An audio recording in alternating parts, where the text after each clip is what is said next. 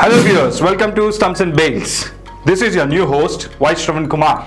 From here on, we are going to have a good conversation on the cricket analytics, how the T20 World Cup is going to turn up, how the new game players, how the teams are going to encourage themselves to reach finals. There was a great competition among 16 teams right from the group stage to Super 12 stage, and now we have reached semi-finals.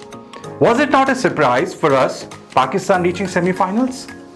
It was really a great knock from the batsmen and a great bowling from the bowlers. So what do you think? Semi-finals was a surprise for Pakistan reaching to that particular stage. Also, you should consider how India has reached. Its ability, its capability towards achieving this test was nothing but a great competition given by the entire team. And also, New Zealand, England, they have their own kind of game strategies and they have executed well. And we should also look for small teams. Though they are called as small teams, but there is no such kind of scenario existing in cricket world. Everybody is that big for themselves. Teams like Zimbabwe and also Netherlands, Ireland have showcased a great strength. It was nothing but a surprise for South Africa to lose against Netherlands. It was the T20, the new scenario that is appearing all over the world, because T20 has not decided anybody bigger or smaller. So going forward, it is a great task for the 4 teams that have qualified for semi-finals. That is 1, India, Pakistan, New Zealand and England. India is going to fight against England on Thursday, and New Zealand is going to appear before Pakistan, their opponent team, which is nothing but a great match to witness for the semi-finals first stage of process. That day, the coming Wednesday, will decide which team is going to reach the final. And the second day, on Thursday, the other team, one of the 2 teams from India and England, will reach finals. Let's see how these 4 teams are going to explore their strategies, their new strengths and their capabilities.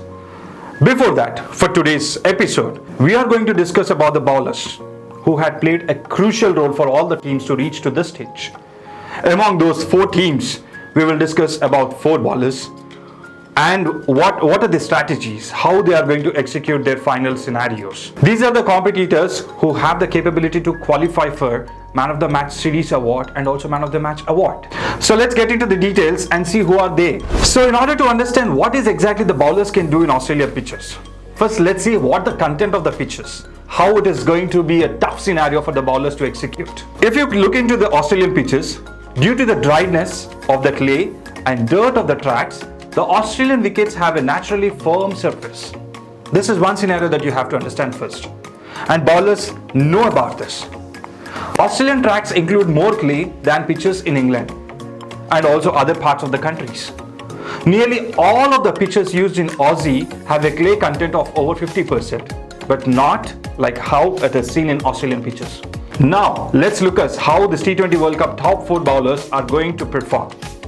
The cricket ball spends less time in touch with the pitch and gains some extra speed as soon as it pitches on the wicket in Australia. Because of the higher clay content and less soil in the pitches there is a more traction and there is more bounce on the pitches. Most significantly, the ball adds additional bounce to the track. Making Australia a center of pace and bounce, we need to analyze the bowlers' capacities based on their previous performances. In order to understand how we have negotiated, how we have differentiated these 4 bowlers, let's get into more details of who is the first bowler who has ranked, but he is not existing anymore due to the team has got out of semi-finals in its last match. The T20 World Cup's top wicket taker thus far is Wanindu Hasaranga. The leg spinner finished the tournament with 15 wickets. He is the top bowler now. But Sri Lanka was defeated by England in the last Super 12 game. Because of its last 2 more dismissals, it could not qualify, because of which Wanindu Hasaranga is out of the contest. But here we will discuss regarding the top other 4 bowlers who are in serious action. First, let's look at the top 4th bowler, Lockie Ferguson. Lockie Ferguson is a right-arm fast bowler who can swing the ball both ways.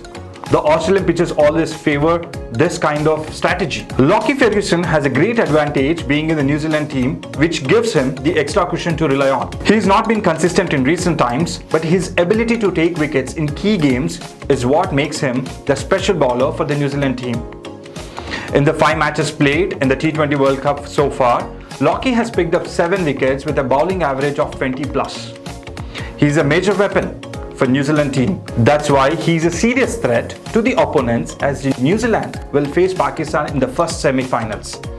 And if they beat Pakistan, they have to go against either India or England in the final stage. In our third position, we have Mark Wood. England's fiery pacer, Mark Wood has been in good touch with the ball, picking up wickets at regular matches. In the 5 matches played so far, he has picked up 9 wickets, conceding 133 runs. Mark Wood maintained a bowling average of 12 in the 4 matches he has played so far. His best figures came when he played against Ireland and Sri Lanka, where he picked up 3 wickets in those 2 matches. Mark Wood is well aware of the Australian conditions, and his height being a great advantage gives him the room to use the Australian bounce to his favour. England facing India in the second semi-final, Mark Wood will be a serious threat to India. Now, we will look at the second bowler. You know very well about few people whom you can assume that this person can be existing in this list. Maybe your assumption can be true. One of the most important pacers for Pakistan, Shaheen Afridi, is in our list. Pakistan's baby face pacer, Shaheen Afridi, has come back from a knee injury, and he looks to be in a good touch so far for Pakistan's side. Afridi did not start the campaign as he would like, but he came back to form from the 3rd match of the group stages. Shaheen Afridi has picked up 8 wickets so far in the competition, and he looks to be back in the form with the recent performances. He has picked up 4 wickets against Bangladesh and 3 wickets against South Africa, contributing to the victory of Pakistan in the World Cup to qualify for the semi-finals. In this edition of the T20 World Cup, Shaheen has maintained a bowling average of 14.75, the much greater figure against any bowler existing in T20 World Cup.